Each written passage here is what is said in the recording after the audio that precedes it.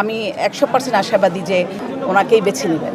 তারা খুব আশা রাখে আমার বাবার প্রতি। জয়ের ব্যাপারে আসলে যেহেতু আমার শ্বশুর ডক্টর সিরাজুল হক সাহেব উনি 2বার এমপি ছিলেন এই 3 আসন থেকে, এবং জনাব মাহমুদুল হক রুবেল সাহেব আমার হাজবেন্ড তিনিও 3বার ছিলেন।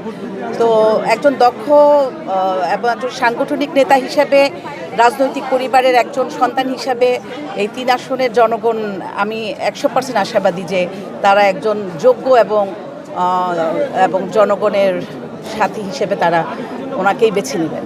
না, পরাজিত যদি হয় তাহলে সেটা মেনে নিতে হবে, জনগণের রায় মেনে নিতে হবে আর কি। আসলে আমি মনে করি যে মানে অভিজ্ঞ ছাড়া কিন্তু কেউ কোনো কাজে সফল হতে পারে না। তো সেই ক্ষেত্রে জনাব মাহমুদুল হক রুবেল সাহেব উনি একজন অভিজ্ঞ নেতা। তো তিনি আসলে শতভাগ তিনি কাজ করবেন, উন্নয়নের লক্ষ্যে তিনি কাজ করবেন। ভোটারদের আসলে আমি যেটা দেখছি, আমরা তো 6-7 মাস ধরে মাঠেই আছি, বিভিন্ন জায়গায় যাচ্ছি। আমরা আসলে উঠান বৈঠক করি মহিলাদের, কিন্তু দেখা যায় অনেক তরুণ ছেলে মেয়েরাও চলে আসে।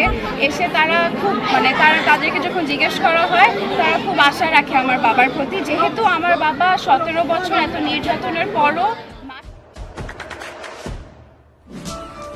দেশে দেশে সবার সাথে দ্য নিউজ।